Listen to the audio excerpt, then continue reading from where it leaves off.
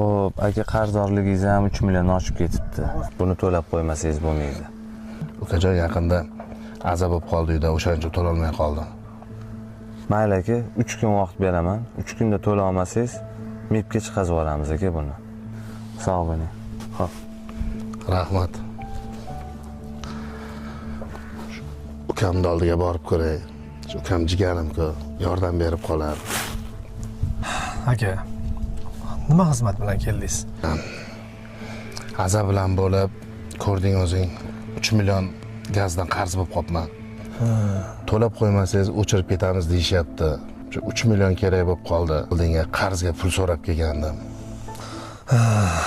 Qarzga deng. Aka, yarim soat oldin kelganingizda ham pul bor edi, shu keliniz qo'ymayapti, yangi kiyim olib bering deb.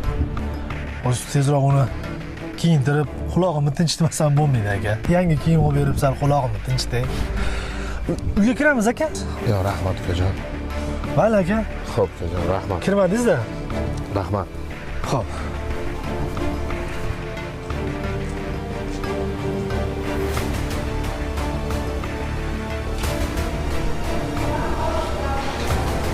Muhriddin. Muhriddin. Ye. Dilmurod aka, assalomu alaykum. Va alaykum assalom. Yaxshimisiz ukajon? Qara ichkariga kirib olib kassadan so'rasam, qarzingiz yo'q deyapti-ku. Aka, o'tgan yilgi bilan adashib ketibmiz. Qarzdorligingiz yo'q aka. Mayli aka, shoshib turuvdim. Sog' bo'lasiz. Katta rahmat.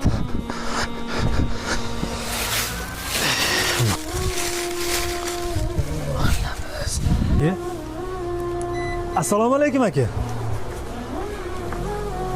Yaxshi ham 3 million so'm qarzim adashmovchilik bo'pti-ya. Ey Xudo. Senga yalinsam bo'lmasmidi? Jigarlarimga yalinib o'tiribman-a.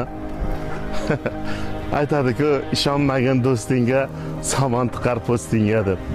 Yana ham ayolni kiyintiramish. Akasi bu yerda qiynalib turganda. Sufay senda ukaga. O'rtoq, gazda akamni qarzi bor ekan. Bor, 3 million qancha o'zim chiqardim men 3 kun oldin o'zim chiqardim. Menga qara. Buni olib, sen o'zim o'rtoq. Buni ol, indama. Buni so'm qilgin-da o'zing. Kassaga to'lab qo'yarsan. Menga qara. Akam mabodo so'rab qolsa, anglashilmovchilik bo'pti ekan desin. Sizni yaxshi ko'raman aka.